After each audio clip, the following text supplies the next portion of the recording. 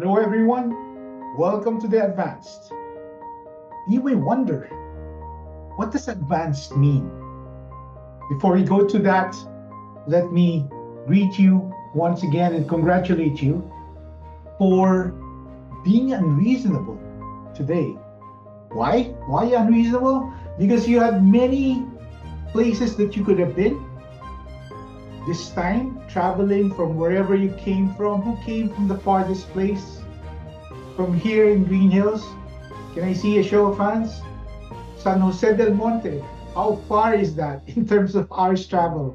2 hours. That's unreasonable, right? Anybody else who traveled longer than 2 hours to get here? 3 hours from Batangas. Wow, that's unreasonable. Thank you for being here. Now, for those who were reasonable, because this is 10 minutes walk away, that's reasonable. I'd attend something that's 10 minutes away.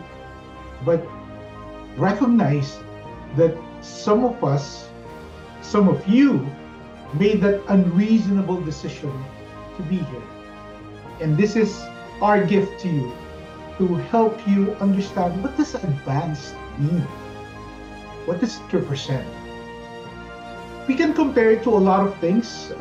I think what we can all relate to is if basic is like attending grade 1 in elementary, advanced is grade 8. It's a quantum leap from the experience of grade 1. Grade 1 is not bad, it's neither right nor wrong. We all took grade 1 on our way to grade 8. Consider that grade 1 presents certain context by which you will take that course.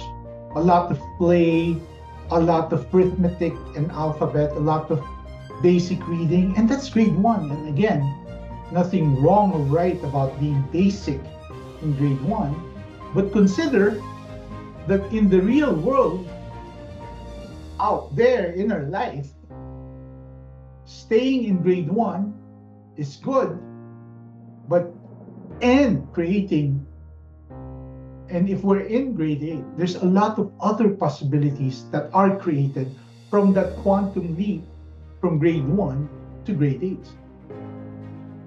Okay, so grade 8 is not superior or better, it's just another context, because in grade 8 or grade 12 or even college, you learn other things that prepare you to be productive in work and in life. So it's such a quantum leap from basic to advanced, and both are important. It's just they're in different contexts. Do you now get what difference basic and advanced represents? For me, when I took advanced, 2 weeks after taking the basic, it was exhilarating. It was like riding a roller coaster up and down. But in the end, if I were to judge it or rate it, I'd say advanced is 10 times better than my experience, or it's a 10x of my experience of basic. Now, what are the 4 pillars that if we were to characterize advanced, what are these 4? The first thing is what we began with, being unreasonable. Being unreasonable in many things allows us to create possibilities that empower us. Again, going back to the time, if we said anything beyond 15 minutes, I'll not accept. That's reasonable. Yeah, because with Metro Manila traffic, yeah, we can understand. But being unreasonable, which brought you here, now creates possibilities for you, because now you can hear new stories, new learnings, experience different things because you decided to be unreasonable.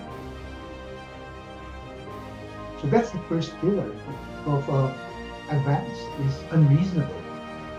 The second pillar, by the way, I made it into 4 U's. So unreasonable? And we'll talk more about it later, just to give you a big picture of what will be good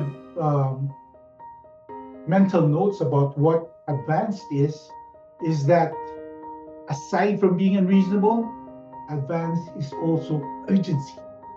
Okay? There's we get to choose to be urgent with our life, and we'll explain that because we don't have a lot of time. We can, we ha- get to choose to act in urgency because staying staying where you are or moving slow and imagining that you can live forever has a cost.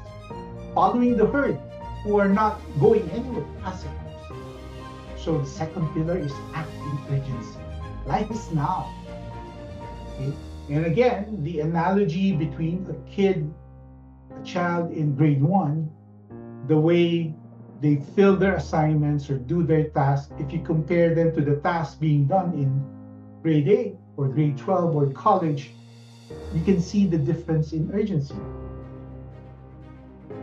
What's the third U? We get to think out of the box. And in the earlier example, we can, in advance, we get to realize that the box is limiting our interpretation of the world, of how life occurs. And that affects, and this empowers us because we have been trained to see only what's in the box. Have you heard out of the box? Out of the box thinking? Yeah, that's how you become creative and change the world and serve a lot more people. If you take out the box, first recognize that the box is there, it's boxing your interpretation of how you view life, but then you get to clear out the box and see the world with all its possibilities. Okay? Can you imagine a box over your head limiting what you can see? And because that's how you see, consider that it limits how you interpret and experience life. So, unreasonable, urgency, out of the box. There's a fourth pillar. You can imagine a house of 4 U's. The fourth pillar is what we call Ubuntu. Now, Ubuntu is an African word that means I am because we all are. I am because we all are. So my existence is the result, not because of me, but because we are. From I to we, from me to us. Me and I, we matter, of course, but our life and our purpose is derived from being part of a bigger community. So that's Ubuntu.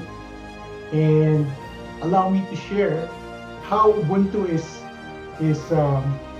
illustrated.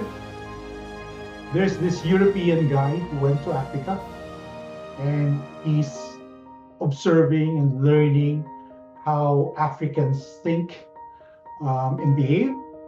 So he thought of when he was in an African village where there were many children, and he noticed that the children were obviously poor and hungry, but they were playing and they were happy.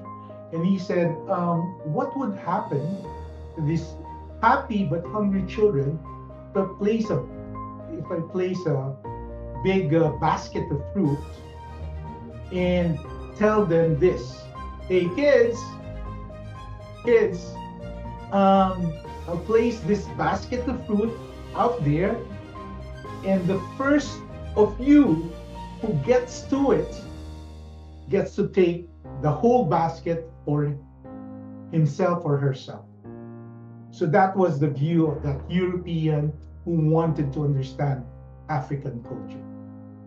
And that's perhaps how it is in the Western world. It's a dog eat dog, the prize goes to the fastest. Okay, and he thought, okay, is this the same as in this African community? And to his surprise, When he said that and the kids understood, he said, ready, get set, go. Instead of one child rushing to that basket of fruit, he was surprised because the 20 children who were there then held hands and walked together to the basket of fruit. He was shocked. And he said later, why do you do that? Well, the kid said, well, because if we hold hands, then we get there together and we get to eat the fruits together. Because when one of us eats, everybody eats. We are one. There's no one or two or five.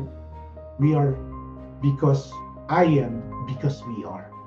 And that's the beauty of Ubuntu. You are here, honored guests, not as individuals, but as part of a bigger community, whether that box has been opened to you or not. You're not here by accident. Your acceptance of an unreasonable request to be here is a result of calling, a noble cause, a cause greater than you or me. And that's why I congratulate you for being here. Again, the 4 pillars are what? Number 1, unreasonable. First pillar. Second, urgency. Life is now.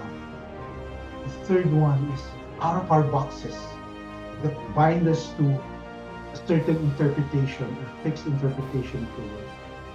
And lastly, Ubuntu. We are, not I, not me, but we. We make this quantum leap from basic to advanced in an instant with these 4 pillars and with some of the tools we discussed today that allow us to distinguish things so that we are able to empower ourselves and break through to create the life we want. Thank you.